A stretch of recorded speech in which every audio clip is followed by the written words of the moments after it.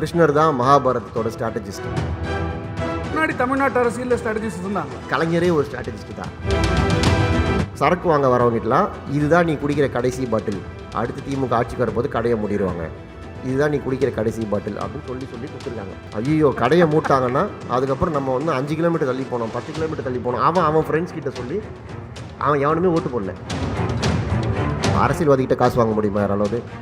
So அரசியல்வாதிக்கிட்ட ஸ்ட்ராட்டஜிஸ்டால் காசு வாங்க முடியுதுன்னா அப்போ ஸ்ட்ராட்டஜிஸ்டோட இம்பார்ட்டன்ஸ் என்னன்னு தெரிஞ்சுக்கங்க. ஸ்ட்ராட்டஜிஸ்டோடைய தேவைகள் அவங்களுக்கு புரிகிறதுனால தான் காசு கொடுக்குறாங்க. தமிழ்நாட்டு அரசியல் களத்தில் வந்து வியூக வகுப்பாளர்கள் சந்திக்கக்கூடிய மிகப்பெரிய சவால் தமிழ்நாட்டு மக்களுடைய தெளிவு. மற்ற இடங்களில் நீங்கள் வந்து மக்களை ஈஸியாக மேனிப்புலேட் பண்ணலாம், அந்த மாதிரி தமிழ்நாட்டு மக்களை நீங்கள் மேனிப்புலேட் பண்ண முடியாது. எலெக்ஷன் ஸ்ட்ராட்டஜிஸ்ட் அப்படிங்கிறது இப்போ ரொம்ப ஒரு ட்ரெண்டிங்கான வேர்டாக இருக்குது. பொலிட்டிக்கல் சினாரியோவில் ஸ்ட்ராட்டஜிஸ்ட் அப்படிங்கிறது தான் ஒரு பயங்கரமான ட்ரெண்டில் இருக்கக்கூடிய வார்த்தை. ஸ்ட்ராட்டஜிஸ்ட் இல்லாமல் எலெக்ஷனை சந்திக்கவே முடியாதா இன்றைக்கி? ஸ்ட்ராட்டஜிஸ்ட் இல்லாமல் எலெக்ஷனை சந்திக்க முடியாது. ஸ்ட்ராட்டஜிஸ்ட் கண்டிப்பாக வேணுமா அப்படின்னா, அப்போ இவ்வளோ காலம் ஸ்ட்ராட்டஜிஸ்ட்டுகள் இல்லாமல் எப்படி எலெக்ஷனை சந்தித்தாங்க அப்படின்னா, எல்லா கட்சியிலுமே ஸ்ட்ராட்டஜிஸ்ட் இருந்தாங்க காலங்காலமாக. மகாபாரத காலத்திலேருந்து கிருஷ்ணர் தான் மகாபாரதத்தோட ஸ்ட்ராட்டஜிஸ்ட். திருவள்ளுவர் ஒரு பெரிய ஸ்ட்ராட்டஜிஸ்ட். வாழ்க்கை எப்படி வாழணும்னு நமக்கு சொல்லிக் கொடுக்குற இன்றைக்கி வரைக்கும் நம்ம வழி நடத்துகிற ஒரு ஸ்ட்ராட்டஜிஸ்ட். ஸ்ட்ராட்டஜிஸ்ட்னு ஒரு பேரை இப்போ நம்ம புதுசாக வச்சுருக்கிறோம். அதனால் இது ஏதோ ஒரு புது ரோல் அப்படின்னு நம்ம நினச்சிக்கிறோம். இந்த ரோல் காலங்காலமாக யாரோ ப்ளே பண்ணிட்டு தான் இருக்காங்க. இன்றைக்கி முன்னாடி தமிழ்நாட்டு அரசியலில் ஸ்ட்ராட்டஜிஸ்ட் இருந்தாங்களா? எல்லா கட்சி கலைஞரே ஒரு ஸ்ட்ராட்டஜிஸ்ட் தான். அவரே தனக்கான வியூகங்களை வகுத்துப்பார். நீங்கள் இப்போ ஏடிஎம்கேல ஜெயலலிதா அம்மையாரே ஒரு பெரிய ஸ்ட்ராட்டஜிஸ்ட் தான். அவங்களுக்கு பின்னாடி வந்து நான் பெயர் தெரியாத நிறைய பேர் இந்த வேலைகளை செஞ்சுக்கிட்டு இருப்பாங்க. இன்றைக்கி நம்ம ஒரு நிறுவனத்தையோ இல்லை ஒரு ஐபேக் மாதிரி பிரசாந்த் கிஷோர் மாதிரி ஒரு தனிநபர்களை இந்த வேலைக்கு அமர்த்துறதுனால இது வந்து ஊடகத்தில் இப்படி ஒரு ரோல் இருக்குது, இதை இவங்கெல்லாம் செய்கிறாங்க அப்படின்றது லைம் லைட்டுக்கு வந்திருக்கு. அப்போது இன்றைக்கி முன்னாடி இருந்த அரசியல்வாதிகளுக்கு சரியான ஒரு ஒரு ஒரு புரிதல் இருந்தது. இன்றைக்கு அப்படி ஒரு ஆள் தேவைப்படுறாங்க, தனியாக தேவைப்படுறாங்க, கட்சிக்கு வெளியே இருந்து தேவைப்படுகிறார்கள் அப்படிங்கிறது தான் யதார்த்தமாக இருக்குதா? இன்றைக்கி வால்யூம் அதிகமாகிடுச்சுங்க. அதாவது முன்னாடி ஒரு 30 வருஷத்துக்கு முன்னாடி அப்படின்னா 4 பேப்பர் வரும். டிவி சேனல் 2-3 சேனல் தான் இருக்கும். அதாவது டிவி சேனலில் காலையில் ஒரு நியூஸ், மத்தியானம் ஒரு நியூஸ், நைட் ஒரு நியூஸ் போடுவாங்க. அது என்னோடய ஜென்ரேஷன்லேயே நான் பார்த்து சன் நியூஸ் வந்தபோது நானே சொல்லியிருக்கேன், நாள் பூரா நியூஸ் போட்டால் யார் பார்ப்பாங்க, 24 மணி நேரம் செய்தி சேனலில் யார் பார்ப்பாங்க அப்படின்னு நானே கேட்டிருக்கேன். ஸோ அது நாங்கள் பார்த்து வந்த ட்ரெண்டு. இன்றைக்கி 24 ஹவர்ஸ் நியூஸ் சேனல்ஸை விட அதிகமாக சோஷியல் மீடியாவில் லைவ் வந்துக்கிட்டே இருக்குது. சேனல்ஸ் காட்ட முடியாத அளவுக்கு சோஷியல் மீடியாவில் ஃபீட் வருது. அப்போது இது எல்லாமே மக்கள் மத்தியில் ஏதாவது ஒரு இம்பேக்டை ஏற்படுத்திக்கிட்டே இருக்குது. அது எல்லாமே சரி ஏதோ ஒன்று இம்பேக்ட் ஏற்படுத்தினா பரவாயில்லன்னு விட்டுட்டு போக முடியாது. பொலிட்டிக்கல் பார்ட்டிஸ் அதுலேருந்து மைலேஜ் எடுக்க ட்ரை பண்ணணும், இல்லை அது அவங்கள பாதிச்சதுன்னா அதை வந்து டேமேஜ் கண்ட்ரோல் பண்ண ட்ரை பண்ணணும். இதெல்லாம் ஒரு கண்டினியூஸ் ப்ராசஸ். இப்போ இது ஒரு கண்டினியூஸ் ப்ராசஸாக மாறிட்டதுனால யாராவது ஒருத்தர் இவங்களுக்காக இந்த வேலையை பார்க்க வேண்டியிருக்கு. கண்டினியூஸ் ப்ராசஸ் அப்படின்னு சொன்னீங்க, அதை விளக்கி சொல்ல முடியுமா? இப்போ உதாரணத்துக்கு ஒரு ஸ்ட்ராட்டஜி டீம் என்ன பண்ணுறாங்க அப்படின்னா, அவங்க பண்ணுற முதல் வேலை, இன்றைக்கி ஒரு பெரிய கட்சி எக்ஸ் அப்படின்னு ஒரு கட்சி என்னோடய கிளைண்ட் அப்படின்னு வச்சுங்களேன், நாங்கள் என்ன பண்ணுவோன்னா ரவுண்ட் த கிளாக் 24 ஹவர்ஸும் இந்த எக்ஸுன்ற கட்சியை பற்றி இல்லை அதோடைய தலைவரை பற்றி மக்கள் என்னெல்லாம் ஃபீடு போடுறாங்க, சோஷியல் மீடியாவில், மெயின் ஸ்ட்ரீம் மீடியாவில், இல்லை இன்ஃப்ளூயன்சஸ் தனிப்பட்ட முறையில் அவங்களோட ட்வீட்ஸில் என்னெல்லாம் ட்வீட்டு போடுறாங்க, அது பாசிட்டிவாக நெகட்டிவாக, அதில் வந்து உண்மையிலேயே நம்ம கவலைப்பட வேண்டிய விஷயம் என்ன இருக்குது, இது எல்லாத்தையும் மானிட்டர் பண்ணிகிட்டே இருப்போம். அப்படி மானிட்டர் பண்ணும்போது அது ஒரு பிக் டேட்டா, எக்கச்சக்கமான டேட்டா வந்து வரும். அந்த மொத்த டேட்டாவையும் கொண்டு போய் அந்த தலைவருக்கு கொடுக்க முடியாது, ஏன்னா அவரால் அதை படிக்கவே முடியாது. அப்போது அந்த டேட்டாவை ப்ராசஸ் பண்ணி இன்றைக்கி 100 விஷயம் நடந்திருக்கு, 100ல் 5 விஷயம் ரொம்ப முக்கியமானது. அந்த 5 விஷயத்துக்கு இப்படி நம்ம பதில் சொல்லலாம், இந்த விஷயத்தை அவாய்ட் பண்ணிடலாம், இதுக்கு பதில் சொல்லுவோம், இதுக்காக ஒரு போராட்டத்தை அறிவிப்போம், இதுக்காக வந்து நம்ம ஒரு அறிக்கை கொடுத்தா போதும், இல்லை இதுக்காக பிரதமரை போய் நேரில் பார்த்து ஒரு ரெப்ரசன்டேஷன் கொடுக்கணும் அப்படின்னா இந்த சஜஷன்ஸ் எல்லாம் ஒரு டீம் வந்து எழுதுவாங்க. அதை தலைவர்கிட்ட கொண்டு போய் கொடுக்குறாங்க. அந்த தலைவர் அதை பார்த்துட்டு அதில் எதெல்லாம் எக்ஸிக்யூட் பண்ணணும், எக்ஸிக்யூட் பண்ண வேணான்றதை அவர் முடிவெடுப்பார். ஆனால் இதை சஜஸ்ட் பண்ணுற வேலை வந்து இவங்களுடைய வேலை. சஜஸ்ட் பண்ணதை அவர் செஞ்சிட்டார் அப்படின்னா செஞ்சதுக்கு மக்கள் மத்தியில் எப்படி இம்பேக்ட் இருக்குது, நம்ம ஒரு விஷயத்தை இதை செஞ்சால் மக்கள்கிட்ட எதிர்பார்ப்பு இருக்கும்னு நினச்சி வரவேற்பு இருக்கும்னு நினச்சி செய்கிறோம், நம்ம நினச்ச வரவேற்பு இருக்குதா இல்லையா அப்படின்னு ஸ்டடி பண்ணுறது ஒரு டீம் செய்யும். அடுத்த நாள் மறுபடியும் இதே ப்ராசஸ் தொடர ஆரம்பிக்கும். இது தொடர்ந்துக்கிட்டே இருக்கும். சில விஷயங்கள் வந்து ரொம்ப இப்போது ஒரு அரசியல் தலைவர் அவரை வழி நடத்துகிறது வந்து 3 விதி தான். ஒன்று அட்டைன், மெயின்டைன், ரீட்டைன். இப்போ உதாரணத்துக்கு நீங்கள் இப்போ நம்மளுடைய கரண்ட் சிஎம் திரு MK ஸ்டாலின் அவர்கள் எடுத்துக்கிட்டிங்கன்னா, அவர் இப்போ தான் முதல் முறையாக முதலமைச்சராக இருக்கார். கரெக்டாக? அப்போது 2016 திமுக ஆட்சிக்கு வர முயற்சி பண்ண முடியல. இப்போ 21 ஆட்சிக்கு வரும்போது முதல் முறையாக அவர் சிஎம் ஆகிறார். அட்டைன். ஸோ அதை அட்டைன் பண்ணிட்டார். நம்ம சிஎம் ஆகணும் அப்படின்றது அவருடைய இலக்கு. அதை அட்டைன் பண்ணிட்டார். இப்போ அட்டைன் பண்ணதை மெயின்டைன் பண்ணணும். இந்த 5 வருஷத்தில் எந்த காரணத்தினாலும் ஆட்சி கவுந்துடக்கூடாது, இல்லை யாரும் கழிச்சிடக்கூடாது. ஆட்சியை திறம்பட நடத்தி இந்த 5 வருஷத்தை முடிக்கணுன்றது மெயின்டைன் பண்ணுற. ஸோ அட்டைன் பண்ணியாச்சு. அட்டைன் பண்ணுறதை மெயின்டைன் பண்ணுறோம். இப்போ எலெக்ஷன் வரப்போகுது. எலெக்ஷனில் மறுபடியும் ரீட்டைன் பண்ணணும். ரீட்டைன் பண்ணலன்னா வேறு கட்சி ஆட்சிக்கு வந்துடும். அப்போ அந்த மெயின்டைனுக்கும் ரீட்டைனுக்கும் நடுவில் தான் வந்து ஸ்ட்ராட்டஜிஸ்ட் வராங்க. கரெக்ட். இப்போ ஸ்ட்ராட்டஜிஸ்டோட ரோல் எங்கே வருதுன்னா, அட்டைன் பண்ணணும் அப்படின்னா, இப்போ ஒருத்தர் ஆட்சியை பிடிக்கணும் அப்படின்னு ஆசைப்படுறாரு, அவருக்கு ஸ்ட்ராட்டஜிஸ்ட்டுகள் உதவியாக இருப்பாங்க.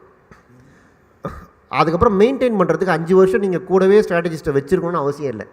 அதை நீங்கள் இன்னோஸ்லேயே மெயின்டைன் பண்ணிக்கலாம். அதுக்காக தான் கட்சிகள் இவங்களுக்கெல்லாம் காசு கொடுத்து கட்டுப்படி ஆகலை, இவங்களெல்லாம் காசு கொடுத்து நமக்கு கட்டுப்படி ஆக யானையை கட்டி தீனி போடுற கதையாக இருக்குது, அதனால் நம்மளே இந்த வேலையை செஞ்சுப்போம் அப்படின்னு நினச்சி அதனால தான் ஐடி விங்க ஆரம்பிச்சிட்டாங்க. இப்போ திமுக கிட்ட ஒரு பலமான ஐடி விங் இருக்குது, அதிமுக கிட்ட ஒரு ஐடி விங் இருக்குது, டிவிகே கிட்ட ஒரு ஐடி விங் இருக்குது, நாம் தமிழர்கிட்ட ஒரு பலமான ஐடி விங் இருக்குது, எல்லா கட்சிக்கிட்டையும் ஐடி விங் இருக்குது. இந்த ஐடி விங் இந்த 5 வருஷத்தை மெயின்டைன் பண்ணுறதுக்கு பயன்படும். ரீட்டைன் பண்ணணும் அப்படின்னா அங்கே மறுபடியும் ஸ்ட்ராட்டஜிஸ்ட் தேவைப்படுவாங்க. மறுபடியும் ஸ்ட்ராட்டஜிஸ்ட்டுகள் வந்து வேலை செய்வாங்க. இப்போ திமுகவுக்கு ஒருத்தர் வேலை செய்வார், ஏடிஎம்கேக்கு ஒருத்தர் வேலை செய்வார், ஒவ்வொரு கட்சிக்கும் ஒவ்வொருத்தர் வேலை செய்வாங்க. இதில் யார் நல்லா வேலை செய்கிறாங்க, எந்த தலைவர் அவங்களுக்கு அதிகமாக கோஆப்ரேட் பண்ணுறாங்கன்றதை பொறுத்து ரீட்டைன் நடக்குதா இல்லையான்னு தெரியும். பொலிட்டிக்கல் ஸ்ட்ராட்டஜிஸ்ட் அப்படின்னு சொன்னாலே ஃபஸ்ட்டு எல்லாருக்கும் தெரிஞ்சது என்னென்னா, சோஷியல் மீடியாவில் அவங்க வந்து ப்ரொபகண்டா கொண்டு போவாங்க அப்படிங்கிறது தான். ஸோ இந்த சோஷியல் மீடியா நரேட்டிவ்ஸை எப்படி ஏற்படுத்துகிறாங்க, அது எப்படி ஒர்க் ஆகுது? இது நான் உங்களுக்கு ஒரு எக்ஸாம்பிளோடு சொல்கிறேன். அதாவது 2016 எலெக்ஷனில் நான் வந்து திமுகவுக்காக வேலை செஞ்சேன். 2016 எலெக்ஷனில் திமுகவால் ஆட்சிக்கு வர முடியல, ரொம்ப சின்ன மார்ஜினில் தோற்று போயிட்டாங்க.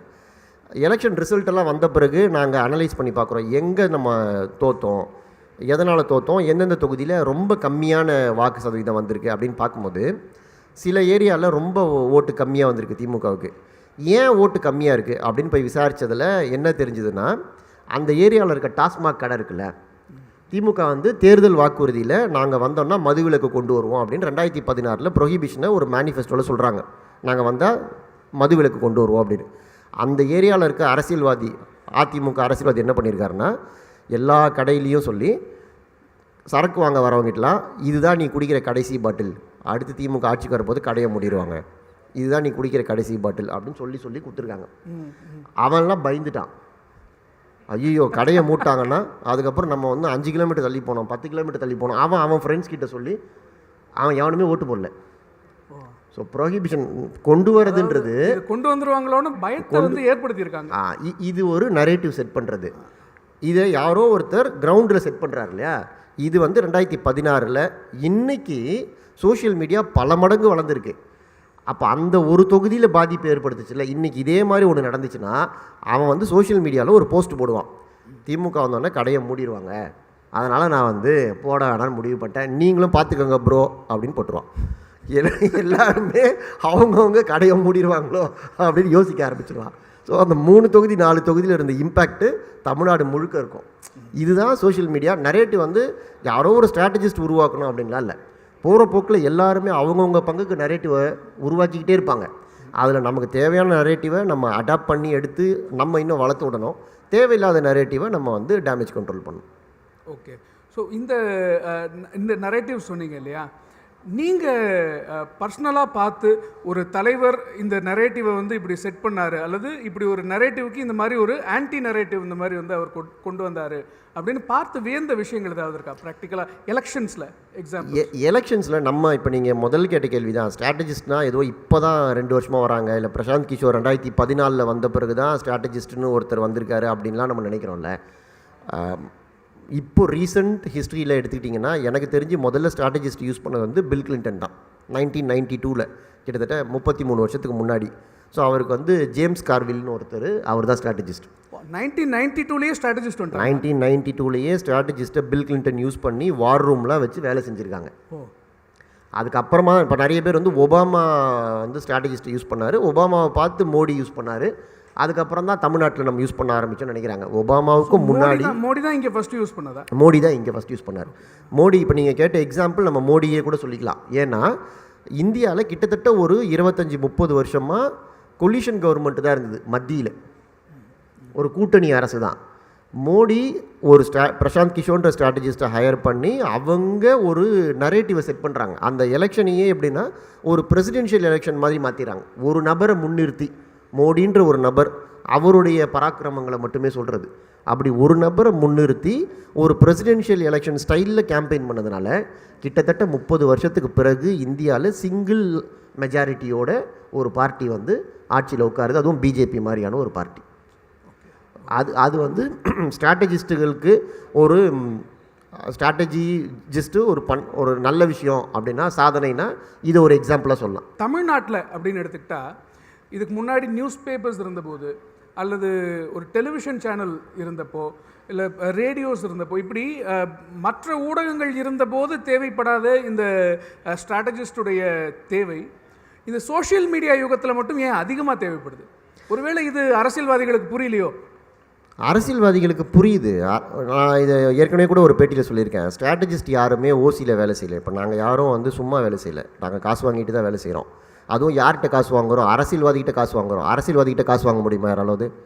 ஸோ அரசியல்வாதிக்கிட்ட ஸ்ட்ராட்டஜிஸ்ட்டால் காசு வாங்க முடியுதுன்னா அப்போ ஸ்ட்ராட்டஜிஸ்ட்டோட இம்பார்ட்டன்ஸ் என்னன்னு தெரிஞ்சுக்கோங்க. ஸ்ட்ராட்டஜிஸ்டோடைய தேவைகள் அவங்களுக்கு புரிகிறதுனால தான் காசு கொடுக்குறாங்க. ஸோ அதனால் அவங்களுக்கு அந்த தேவையெல்லாம் புரியுது, அது புரியாமலாம் இல்லை. அவங்களால இன்றைக்கி ஸ்ட்ராட்டஜிஸ்ட்டுகளை தவிர்க்க முடியாத ஒரு இடத்துல இருக்காங்க. தெரிஞ்சோ தெரியாமையோ அவங்களுக்காக இந்த வேலையை செய்கிறதுக்கு ஒரு டீம் தேவைப்படுது. இந்த மாதிரியான ஸ்ட்ராட்டஜிஸ் இருக்கு இல்லையா, இதுக்கான டேட்டாஸ் வந்து எங்கேருந்து சார் கிடைக்கும்? இந்த டேட்டா ட்ரிவன் கேம்பெயின் அப்படின்னுலாம் சொல்கிறாங்க. அது ரொம்ப என்ன சொல்கிறது, ஒரு ஒரு பளபளப்பான வார்த்தைகள்லாம் போட்டு நிறைய கட்டுரைகள்லாம் எழுதப்படுது. இதெல்லாம் எங்கேருந்து கிடைக்கிது? ஆக்சுவலாக நீங்கள் தான் கொடுக்குறீங்க. நீங்கள் சோஷியல் மீடியாவில் போடுற போஸ்ட்டு, நீங்கள் கிப்லின்னு ஒன்று வந்துச்சுன்னா உடனே ஒரு ஃபோட்டோ எடுத்து நீங்களே அந்த இமேஜை மாற்றிக்கிறீங்க. நீங்கள் வந்து எந்த புது ஃபில்டர் வந்தாலும் அந்த ஃபில்டரை ட்ரை பண்ணுறீங்க. இது எல்லாமே நீங்கள் கொடுக்குற டேட்டா தான். இந்த டேட்டாவை சில நிறுவனங்கள் பொலிட்டிக்கல் பார்ட்டிஸ்க்கு விற்கிறாங்க, ஸ்ட்ராட்டஜி கம்பெனிஸ்க்கு விற்கிறாங்க. இது எல்லாமே பப்ளிக். இப்போ கேம்பிரிட்ஜ் அனாலிட்டிக்கா எலெக்ஷனை எப்படி மேனிப்புலேட் பண்ணாங்க யூஎஸ் எலெக்ஷன்ஸை அப்படின்னு நம்ம கேள்விப்பட்டிருப்போம். ஸோ கேம்பிரிட்ஜ் அனாலிட்டிக்கா என்ன பண்ணாங்கன்னா, ஃபேஸ்புக்கில் நீங்கள் போடுற போஸ்ட்டை வச்சு உங்களுக்கு என்ன பிடிக்கும் அப்படின்னு கண்டுபிடிக்கிறாங்க. இப்போ நீங்கள் ஒரு படம் வருது, அந்த படத்தை பற்றி நீங்கள் ஒரு ரிவ்யூ போடுறீங்க அப்படின்னா உங்களுடைய டேஸ்ட் என்ன, உங்களுக்கு அந்த படம் வந்து ஒரு ஐடியாலஜியை பேசுது, அந்த படத்தை நீங்கள் திட்டுறீங்க அப்படின்னா உங்களுடைய ஐடியாலஜினா. இப்போ உதாரணத்துக்கு ஜாதி சம்மந்தப்பட்ட ஒரு படம் வருது அப்படின்னா ரெண்டாக பிரிகிறோம், அதை ஆதரிக்கிறவங்க எதிர்க்கிறவங்க. அப்போது ஜாதின்ற விஷயம் இவங்கக்கிட்ட ஒரு வெறுப்பை ஏற்படுத்துது, இவங்க அதை பற்றி பெருசாக எடுத்துக்கல. இதில் ஆரம்பித்து நியூஸ் பேப்பர் சப்ஸ்கிரிப்ஷன் வரைக்கும் எல்லாமே டேட்டா தான். இப்போ தமிழ்நாட்டில் ஒரு பேப்பரை சப்ஸ்கிரைப் பண்ணுறாரு ஒருத்தர் அப்படின்னா அவரோட மைண்ட் செட் என்ன, இந்த பேப்பர் என்ன பேப்பர், ரைட் விங் பேப்பர், இது லெஃப்ட் விங் பேப்பர், இது வந்து நியூட்ரல் பேப்பர். இப்போ நீங்கள் என்ன சப்ஸ்கிரிப்ஷன் யூஸ் பண்ணுறீங்க, எந்தெந்த பேப்பர்லாம் படிக்கிறீங்கன்றதை வச்சு நீங்கள் வந்து எந்த மாதிரி ஆள், நீங்கள் ரைட் விங் ஆளா லெஃப்ட் விங் ஆளா, உங்களுடைய லைக்கிங்ஸ் என்ன அப்படின்றத இவங்க கண்டுபிடிக்கிறாங்க. கண்டுபிடிச்சி அதை பொலிட்டிக்கல் பார்ட்டிஸ் பயன்படுத்திக்கிறாங்க. இந்த ஸ்ட்ராட்டஜிஸ் சொல்கிறீங்க இல்லையா, இந்த ஸ்ட்ராட்டஜிஸ் அப்படின்னு வரும்பொழுது இந்திய அளவில் உங்களுக்கு ரொம்ப பிடித்த ஸ்ட்ராட்டஜிஸ்ட் யார்? முக்கியமான ஏதாவது ஒரு எக்ஸாம்பிள் சொல்லுங்களேன். எனக்கு பிடிச்ச ஸ்ட்ராட்டஜிஸ்ட் அப்படின்னா அவர் பிரசாந்த் கிஷோர் தான். ஏன்னா அந்த வால்யூம் ஆஃப் ஒர்க் இருக்குல்ல, இப்போ நம்ம சில விஷயங்கள் தான் வெளியில் சொல்கிறோம், வெளியில் தெரியாத விஷயங்கள் நிறைய இருக்குது. அதாவது ஒரு தொகுதி அப்படின்னு எடுத்திங்கன்னா கிட்டத்தட்ட ஆவரேஜாக 2 லட்சம் வாக்காளர்கள் இருக்காங்க. 2 லட்சம் வாக்காளர்களை போய் நம்ம நேரில் பார்த்து பேசி கன்வின்ஸ் பண்ணுறதே கஷ்டம். அப்படி இருக்கும்போது 2014 இந்தியான்றது இன்றைக்கி கிட்டத்தட்ட 140 கோடி பேர் இருக்கிற ஒரு கண்ட்ரி. ஆனால் 200 கோடி பேர் வச்சுக்கோங்களேன். 100 கோடி பேருக்கு ஒரு மெசேஜை கொண்டு போய் சேர்த்து, அதுவும் அவங்க கன்வின்ஸ் ஆகிற மாதிரி அந்த மெசேஜை கொண்டு போய் சேர்த்து அவங்கள நம்ம கேம்பெயின் பண்ணுற ஒரு ஆளுக்கு ஓட்டு போட வச்சு அதை சிங்கிள் மெஜாரிட்டி பார்ட்டியாக ஜெயிக்க வைக்கிறதுன்றது ரொம்ப ரொம்ப கஷ்டமான ஒரு வேலை. அந்த வேலையை அவர் திறமையாக செஞ்சுருக்கார். அதனால் எனக்கு பிடிச்ச ஸ்ட்ராட்டஜிஸ்ட், நான் அட்மையர் பண்ணுற ஸ்ட்ராட்டஜிஸ்ட்னால் அது பிரசாந்த் கிஷோர் தான். தமிழ்நாட்டு அரசியல் களத்தில் வந்து வியூக வகுப்பாளர்கள் சந்திக்கக்கூடிய மிகப்பெரிய சவால் என்ன? தமிழ்நாட்டு மக்களுடைய தெளிவு. மற்ற இடங்களில் நீங்கள் வந்து மக்களை ஈஸியாக மேனிப்புலேட் பண்ணலாம். அந்த மாதிரி தமிழ்நாட்டு மக்களை நீங்கள் மேனிப்புலேட் பண்ண முடியாது. ஒரு ஃபேக் வீடியோவை நீங்கள் யூபிலேயோ மகாராஷ்டிராலேயோ போட்டால் அது வந்து உடனே வைரல் ஆகிடுது. ஆனால் தமிழ்நாட்டில் போட்டிங்கன்னா ப்ரோ இது வந்து 2010 மத்திய பிரதேசில் எடுத்தது அப்படின்னு அடுத்த 5வது நிமிஷம் ஒருத்த கமெண்ட் போடுவான் கீழே. ஸோ இது வந்து ஒரு ஃபேக்ட் செக்கிங் டீம் பண்ணணும் அப்படின்லாம் அவசியம் இல்லை. நம்மளுடைய யங்ஸ்டர்ஸ் வந்து அந்தளவுக்கு விவரமான ஆட்களாக இருக்காங்க. இது அதாவது இந்த ஃபேக் நியூஸை பரப்பணும், அது மூலமாக பயனடையணும்னு நினைக்கிற ஆட்களுக்கு இது மிகப்பெரிய ஹேர்டில். ஸோ அப்போ தமிழ்நாட்டில் வந்து இந்த சாட் ஜிபிடி, இந்த இப்போ வந்திருக்கிற ஏஐ தொழில்நுட்பம், இதையெல்லாம் பயன்படுத்தக்கூடிய மக்கள் அதிகமாக இருக்கிறதுனால ஸ்ட்ராட்டஜிஸ்டுடைய அப்ரோச்சும் ரொம்பவே வந்து லேட்டஸ்ட்டாக இருக்கணும் இல்லையா? நீங்கள் எப்படி அப்டேட்டடாக வச்சுக்கிறீங்க உங்களை?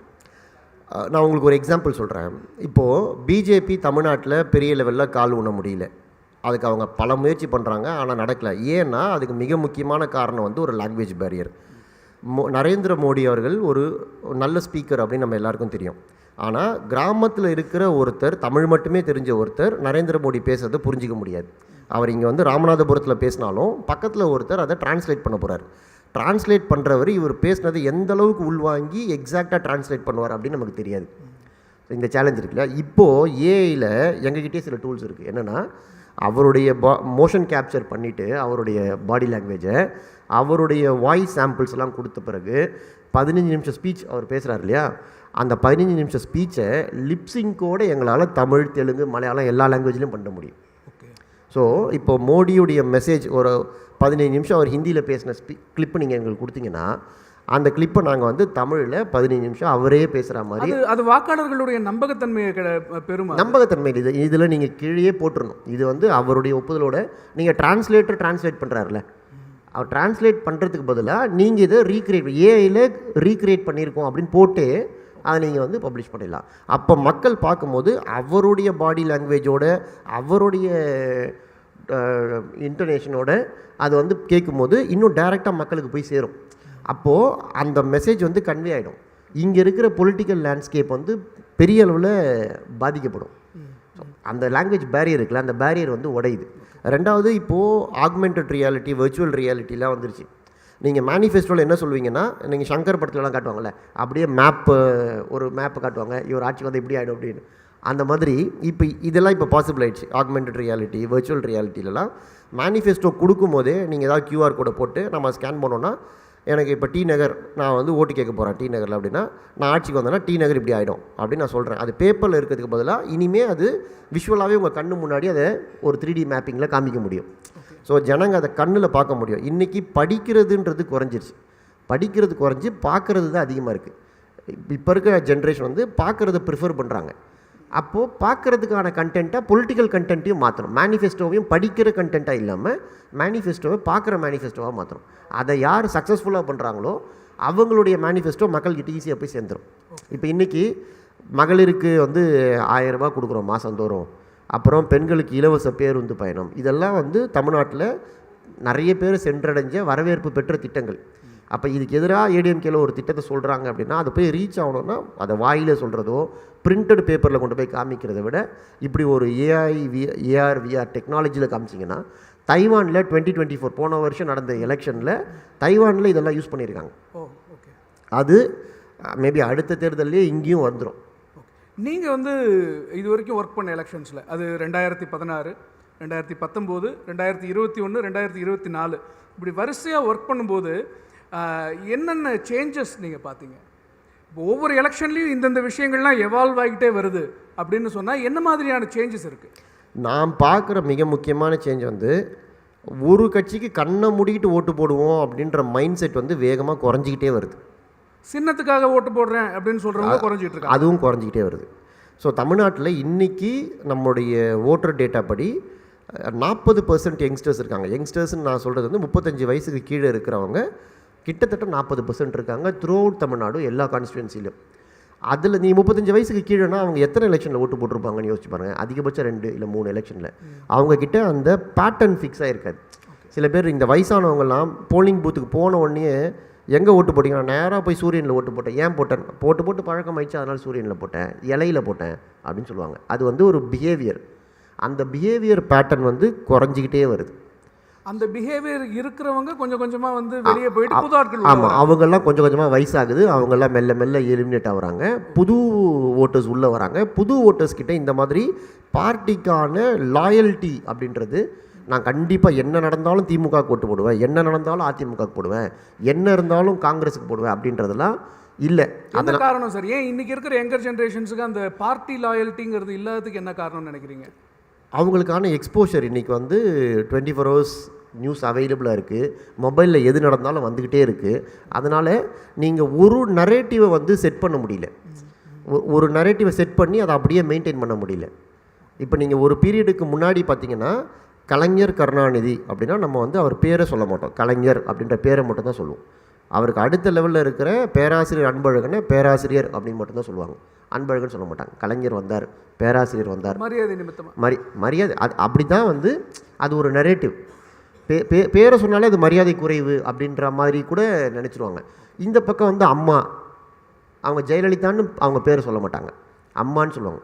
ஸோ இதெல்லாமே வந்து ஒரு விதமான நரேட்டிவை நீங்கள் மக்கள் மனசில் செட் பண்ணுறது. ஒரு தலைவரை பற்றி நீங்கள் ஒருத்தரை பற்றி உங்களுக்கு எப்படி நரேட்டிவ் வரும் அப்படின்னா, இதுக்கு பேர் வந்து பர்சானிஃபிகேஷன். இப்போ உதாரணத்துக்கு நீங்கள் வந்து ஒரு ராயல் என்ஃபீல்டு புல்லட் இருக்குது, புல்லட்டுக்கு இணையாக ஒரு ஆளை நீங்கள் கற்பனை பண்ணிக்கோங்க அப்படின்னு நான் சொல்கிறேன்னு வச்சுங்களேன். புல்லட் இதை பார்த்துட்டீங்க, இதே மாதிரி இதுக்கு ஆப்டான ஒரு ஆளை நீங்கள் கற்பனை பண்ணிக்கோங்க அப்படின்னா, ஒல்லியான ஆள், இப்போ அனிருத் மாதிரி தனுஷ் மாதிரி ஆளை நீங்கள் கற்பனை பண்ண மாட்டீங்க. புல்லட்னு நீங்கள் யாரை கற்பனை பண்ணுவீங்கன்னா, கொஞ்சம் பாகுபலி மாதிரி, அர்னால்டு மாதிரி, ஸோ இந்த மாதிரி ஜைஜான்டிக்கான ஃபிகர்ஸை தான் நம்ம கற்பனை பண்ணுவோம். இதுதான் பர்சானிஃபிகேஷன். இது தலைவர்கள் மேலேயும் இந்த பர்சானிஃபிகேஷன் நடக்கும். அதனால தான் ராகுல் காந்தி அவங்க பப்பு அப்படின்னு பர்சானிஃபை பண்ண ட்ரை பண்ணுறாங்க. நரேந்திர மோடி அவர்களை நீங்கள் வந்து 56 இன்ச் அவர் வந்து வீரர் அப்படின்னு நம்ம வந்து பர்சானிஃபை பண்ண ட்ரை பண்ணுறோம். அதே நரேட்டிவை அப்படியே கொண்டு போக ட்ரை பண்ணுவாங்க. இன்றைக்கி யங்ஸ்டர்ஸுக்கு வந்து நிறைய கண்டென்ட் அவங்க கன்சியூம் பண்ணுறதுனால அவங்கக்கிட்ட இந்த மாதிரி ஒரு சிங்கிள் நரேட்டிவை கொண்டு போய் இவர் வந்து மாவீரர், இவர் வந்து வல்லவர் நல்லவர் அப்படின்லாம் அவங்க மனசில் பதிய வைக்க முடியல. ஸோ இஷ்யூ பேஸ்டாக அவங்களுடைய நரேட்டிவ் வந்து மாறிக்கிட்டே இருக்குது. ஸோ இப்போ கொஞ்சம் கொஞ்சமாக அந்த பார்ட்டி லாயல்ட்டி அப்படிங்கிறது ஓட்டர்ஸ் கிட்டேருந்து போயிட்டுருக்கு. அதனால் ஸ்ட்ராட்டஜிஸ்டுடைய பங்கு அதிகமாகிட்டு இருக்கு இல்லையா? பார்ட்டி லாயல்ட்டியும் குறையுது, லீடர் லாயல்ட்டியும் குறையுது. இவர் தலைவர், எங்களுக்காக இவர் உழைக்க வந்திருக்கார், இவருக்காக என்ன வேணாலும் செய்வோம் அப்படின்னு சொல்கிற ஆட்களுடைய எண்ணிக்கை வந்து குறைஞ்சிக்கிட்டே வருது. அப்போது விஜய் மாதிரியான புதுமுகங்களுக்கு அதிக வாய்ப்புகள் இருக்கா இனி வரக்கூடிய காலங்களில்? ஆமாம், விஜய் மாதிரியான ஆட்களுக்கு நிறைய வரவேற்பு இருக்கும். அவங்களுக்கு நம்ம வாய்ப்பு கொடுத்து பார்க்கலாமே, என்ன தப்பு அப்படின்னு நினைப்பாங்க. ஏன் கொடுக்கக்கூடாதுன்னு கேட்பாங்க. இப்போ நாங்கள் போய் சர்வே பண்ணோம், ஏன் கொடுக்கக்கூடாது, இவங்களாம் வரும்போது அவர் ஏன் வரக்கூடாது அப்படின்னு கேட்குறாங்க. ஏன் வரக்கூடாதுன்னு கேட்டால் நீங்கள் என்ன போய் சொல்லுவீங்க? ஸோ அதனால் இது வந்து மெல்ல மெல்ல ஒரு மாதிரி லெவல் பிளேயிங் கிரவுண்டாக மாறுது. முன்னாடி ஒரு கட்சினா அந்த கட்சிக்கு ஒரு சொந்தமாக ஒரு டிவி சேனல் இருக்கும். அப்போ அவங்க வந்து டிவி சேனல் வச்சு மக்கள் மத்தியில் ஒரு நரேட்டிவ் செட் பண்ணுவாங்க. இன்றைக்கி யாருக்கும் டிவி சேனலே தேவையில்லை. இப்போ கட்சிக்குன்னு ஒரு பேப்பரு, கட்சிக்குன்னு ஒரு டிவி சேனல்லாம் ஆரம்பிக்க வேண்டிய கட்டாயம் ஒரு 15-20 வருஷத்துக்கு முன்னாடி இருந்தது. இன்றைக்கி இப்போ நீங்கள் ஒரு கட்சி ஆரம்பிக்கிறீங்கன்னா நீங்கள் உடனே ஒரு டிவி சேனலோ பேப்பர் ஆரம்பிக்க வேணாம், ஒரு ஃபேஸ்புக் பேஜ் ஆரம்பித்தா போதும். உங்களுக்காக ஒரு 4 பேர் ஒரு FB பேஜ் ஆரம்பித்து ஃபேன் பேஜ் ஆரம்பித்தா போதும்.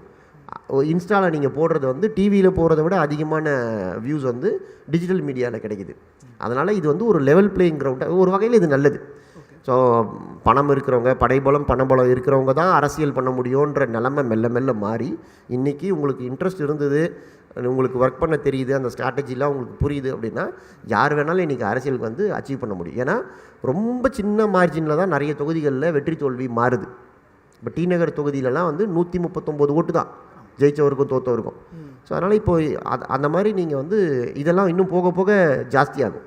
ஓகே, இந்த ஸ்ட்ராட்டஜிஸ்ட் அப்படிங்கிற ஒரு வார்த்தை, நான் மறுபடியும் என்னுடைய முதல் கேள்விக்கு வரேன்.